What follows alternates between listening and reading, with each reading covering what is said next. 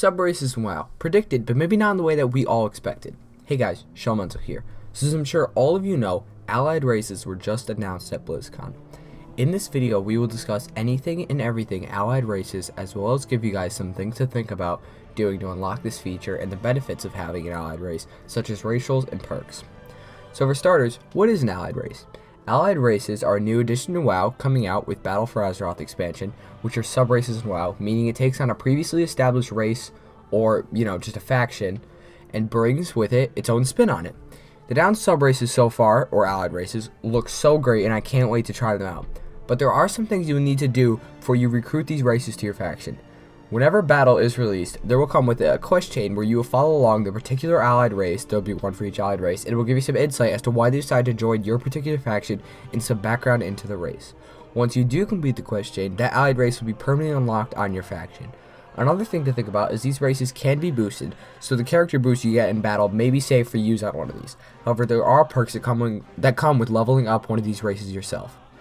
Starting at level 20, which is their base item level, should you level up one of these races, quote-unquote, from the start and really put in the work for them from the beginning, you get an added bonus. After completing, leveling them up all the way to 120, you receive, quote, heritage armor, which is armor sets worn by the allied race at the BlizzCon trailer and can be transmogged to any armor type, and it's just jaw-dropping to look at. These particular armor sets honestly look incredible and really show off what your race stands for, and some of them, even like the Nightborn Elves, really are what you know them by. I know I personally will be leveling up these races from the start, as I think the heritage sets are per character, sadly according to Blizzard, but I do think they're incredibly just amazing overall, and I can't wait to grab my hands on these beautiful new armor sets. Now that we've got some general info about sub-races, let's take a look at each new race individually, and I will give you guys some more info and possible future sub-races in my opinions. Also, new character slots will be added to compensate for the added races, so get ready for a lot more characters.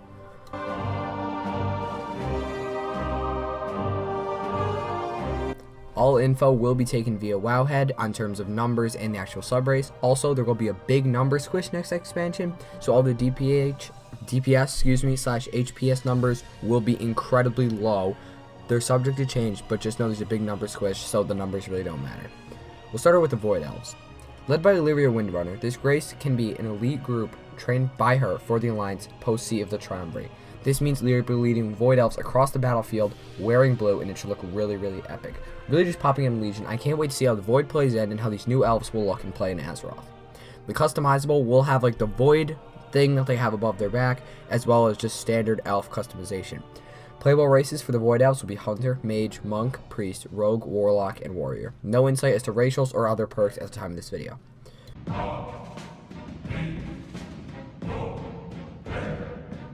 Existing in the game for a long time, the Dark Iron Dwarves are led by Moira Thyresin, and we see in Pandaria helping fight side by side with the Alliance. This subrace has been highly requested, and overall just makes sense for the game as they already kinda are part of the Alliance. No more info I could find about them, other than that we'll probably be customizing them like a standard dwarf, just with the added, Dark Iron features, and hopefully we can get some tattoos, and their heritage armor does look really good.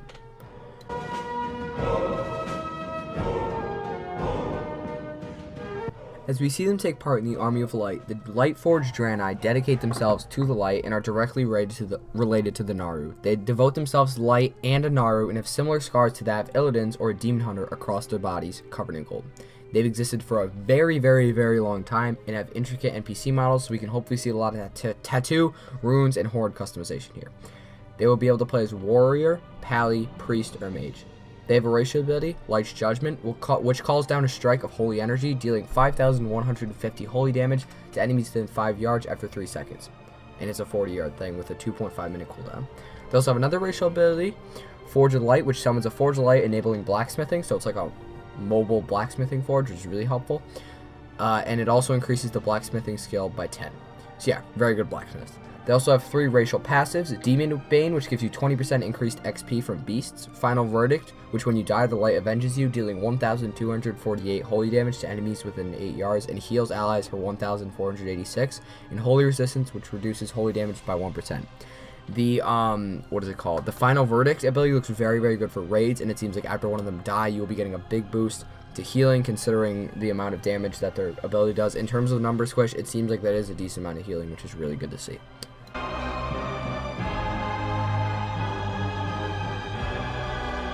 Similar to that of the Blood Elves, the Nightborn Elves are addicted to mana. They are similar to Blood Elves in the fact they're both addicted to mana, and that they both have had some sort of corruption almost on their souls, and that it can never be fulfilled. They will be a Blood Elf subrace, and we do see Lady Legion talking to the Nightborn Elves who say they have a lot to think about, meaning that they will be joining the Horde, as I mentioned, with the Blood Elves, and this is mainly because the Blood Elves have provided more for them than the Alliance have, and I'm guessing in the quest chain we'll be seeing why they specifically joined the Horde, almost like we help them more or the Alliance is something to hurt them.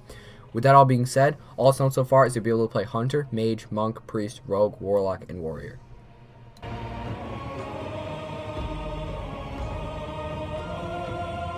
So this might be my favorite subrace of all the ones that are coming with this expansion, just because I love their models. The Zandalari Trolls will be one of the new subraces in WoW, and I'm honestly not at all surprised this was added, as we will be traveling to Zandalar.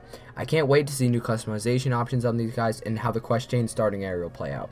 One of my pet peeves about the Trolls is that they don't have as much customization on their postures as I like them to, and Zandalar's seem like their posture is much better. And what should be customizable here is like the eyes, you guys see they're very blue, the skin color, and hopefully the posture, as we will see with the orcs. But yeah, I really like their posture, and I think their customization models are great, as well as their heritage armor is probably the best I've seen.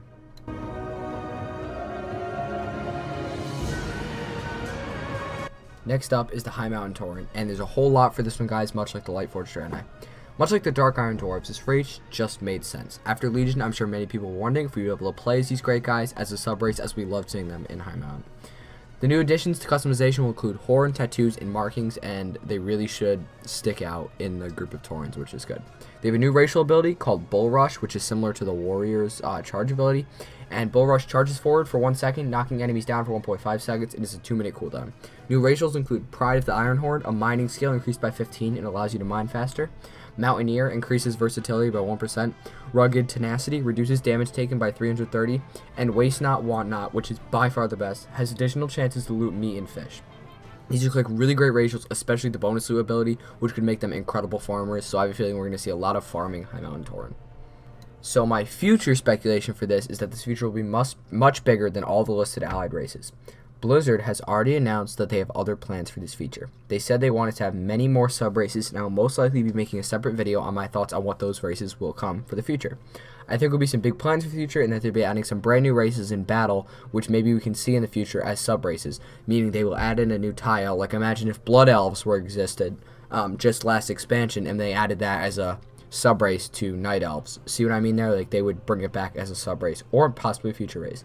My opinions on this feature are really, really good, and I feel as though this will be a big thing now, and even 5 years down the line, with both races and subraces being added during X Packs, which we could see a bunch of new races added each one, which would be incredible. I really can't wait for this feature to be added and for the quest chains to come out to see where Blizz might be taking these new subraces in the future, including tiles and battle. That being said, guys, I think I'll wrap this one up here. If you guys enjoyed, please drop me a thumbs up and let me know if you guys enjoyed this kind of video, because it takes me forever to make. Subscribe for more WoW content, and I'll see you in the next one. Peace out, guys.